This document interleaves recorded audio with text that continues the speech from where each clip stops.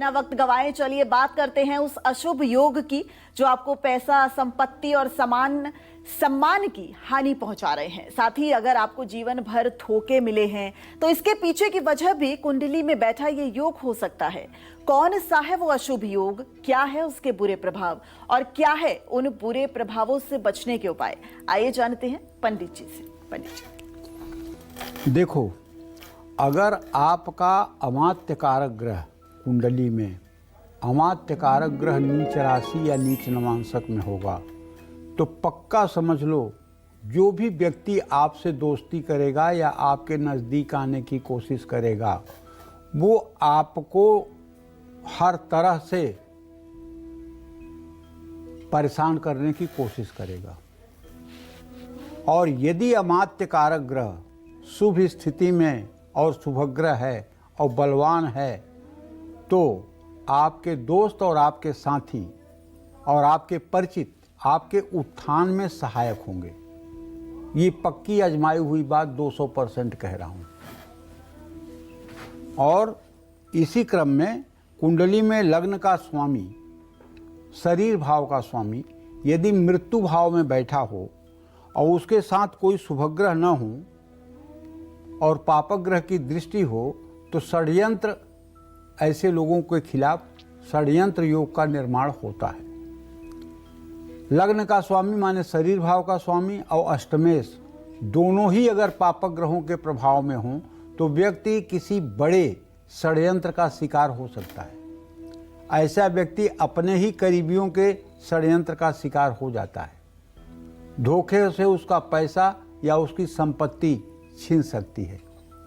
विपरीत लिंग द्वारा षड्यंत्र का शिकार हो जाना, साझेदारों, जीवन साथी, दोस्त या परिवार के किसी सदस्य से धोखा मिल सकता है।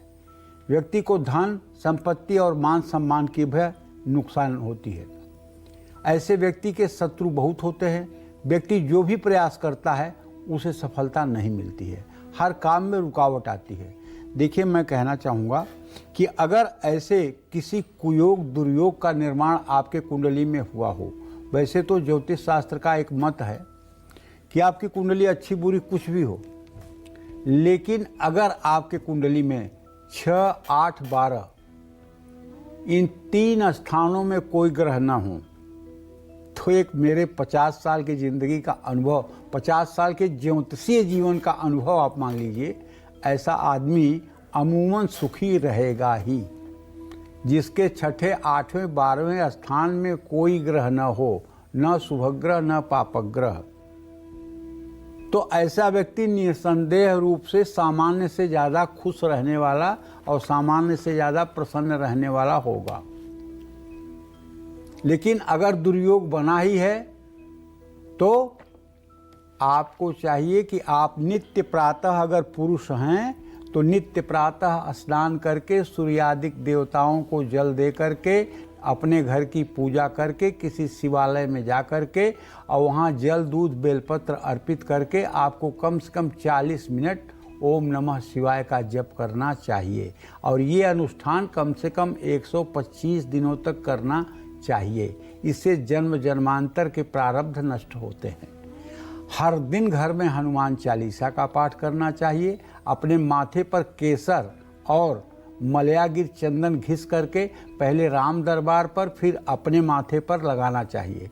और शनिवार को सरसों के तेल में अपना चेहरा देखकर दान करना चाहिए।